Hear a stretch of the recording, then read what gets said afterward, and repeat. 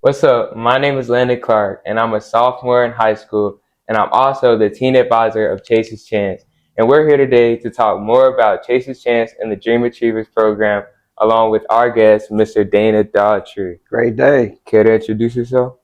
I'm Dana Daughtry Jr., Executive Founder and Director of Gate City 180 Inc., nonprofit here in Greensboro, North Carolina. Yes, and that's just an understatement of what he does. But to get started, can you share your personal story of choices and decision-making that shaped your path? I just celebrated 12 years clean, November 8, 2025, after a 15-year crack addiction because of the choice I made to first start selling drugs and then became a victim of my own vices of using drugs. And that's deep, and I appreciate you for sharing that. Yes. But for students like me, I'm a student in high school, and for many students out there watching right now, how do you encourage students to believe differently for themselves and aim higher? First off, believe. I believe a lot of students know they have the ability, but they don't believe in their ability. So I would say believe in yourself. Look yourself in the mirror every day and say, I believe in you. Because we're so distracted in today's world with people trying to demean us, degrade us, instead of uplift us and encourage us. And a lot of times we walk around with low self-esteem. If you look at the average person today, they walk around with their head to their phone. Well, you got your head down. Have your head high. Get out your phone and enjoy what's around you and lift your head, because that's psychologically, you're holding your head up. You're not looking down. So a lot of times we feeling down about ourselves just by the position of having our head down, walking around looking at our phone all day. I truly resonate with that because I too look down at my phone a lot. And I see all my peers, they look down at their phone for, I couldn't even tell you how long, but Right. It's a while. And I really like that outlook on it, and that kind of almost perfectly flows into my next question. What tools or habits help young people make confident, informed decisions? What tools and habits? Discipline and consistency will help you be successful at anything. If you get up every day and go to class like you're supposed to, do your work, whether you don't want to or not, to me, that right there is going to help you in your future. Doing the things you don't want to do that you need to do to help you be successful and graduate, or just anything in life. Anybody can do anything that they want to do, but it's getting up. For me, I get up every day at 2 a.m. to start my routine. That's affirmations, prayer, praise, devotion, qigong, meditation. And then by 3:10 a.m., I'm leaving the house to be in the gym by 3:30. And then from 3:30 to 5, I'm in the gym. Challenge myself to do one more rep. Going when I don't want to. If my mind says 8, I do 10 instead. Just challenge myself to do different things that I don't want to do will help you build the work ethic, build the confidence that you need. Plus, it gives you that dopamine hit to feel good. Like, man, I got up and it was 27 degrees outside and I still got out of my warm bed and went to the gym. Just doing things that you don't want to do and challenge yourself to do it. Always strive for more. Never get to a place of accomplishment and settle. Always know that there's another mountaintop to reach. Right, right. And kind of expanding on that, you seem like a very disciplined person with that routine. You do this, well, not the same things, but you really stick to your routine and don't let anything knock you out of that. How do you stay disciplined with so many distractions? Having that discipline and that routine helps me move further away from the person I no longer wanted to be. That person who's out here wearing the same clothes for 90 days, out here running in and out of stores, stealing, or that person in and out of prison. My routine, my discipline helps me move away from that person. And by me having that discipline and routine, it actually helps me to help other people not to be that person as well. Do you have any tips for maybe kids like me trying to stay on a disciplined path? Find something that you don't want to do that you know you need to do and do it anyway. God, Because once you do it, you'll have a feeling of accomplishment. And then that's what we call a winner's effect. All the greats that had it. Deion Sanders, Reggie Jackson, Tom Brady, Michael Jordan. You know, you think they wanted to be in the gym or on the field every day practicing when their friends was probably at the clubs or out on the beach? No, they was in the gym. To be the person that they wanted to be, they had to do the things that would help them get there. And growth and comfort don't coexist. You know, being uncomfortable helps you grow. So you got to get up and challenge yourself every day to say, hey, man, you know what? All my friends, they going to a football game, but I got to study because I got a test Monday. Then you're doing something better for you, because that 4 hour of pleasure when you could have been studying and getting yourself ready can actually bring more misery than what it was worth. But 4 hours of being at home, studying, doing your work, doing what you're supposed to do, that's going to bring you the future and the prosperity that you want later on. Real, real. Hey, winner's effect. That's a good one. Yeah. But I know I'm very fortunate to have two parents in my life that help me, stay disciplined and stay focused. Right. But how can parents guide their children in making decisions without taking too much control of every choice? Guide your thinking and show them how to think, and also connect with your child. I think too many times I've seen parents put what they should have done when they was that age on their child or their expectation. Learn what your child wants to do in life, and also just observe.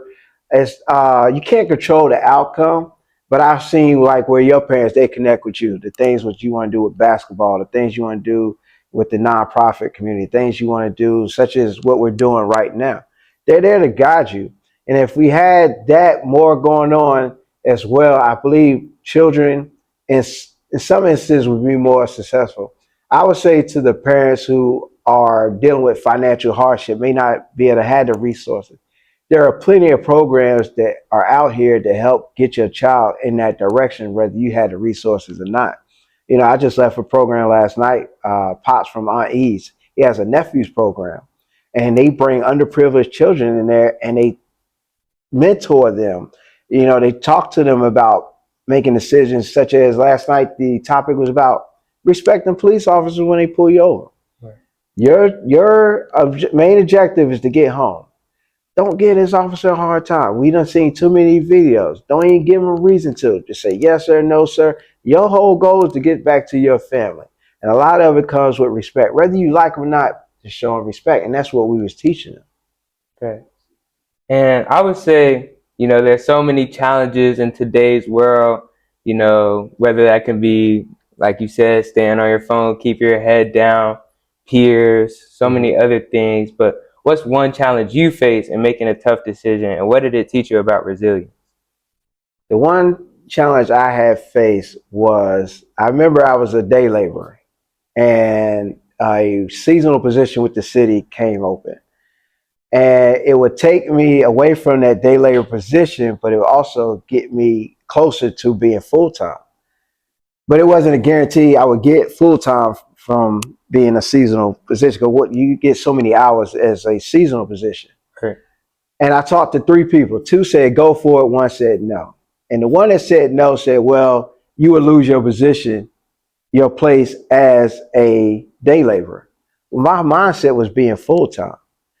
And also at that time, that pay was much higher as seasonal, and it would help me achieve my goal as paying off my tickets to get my license.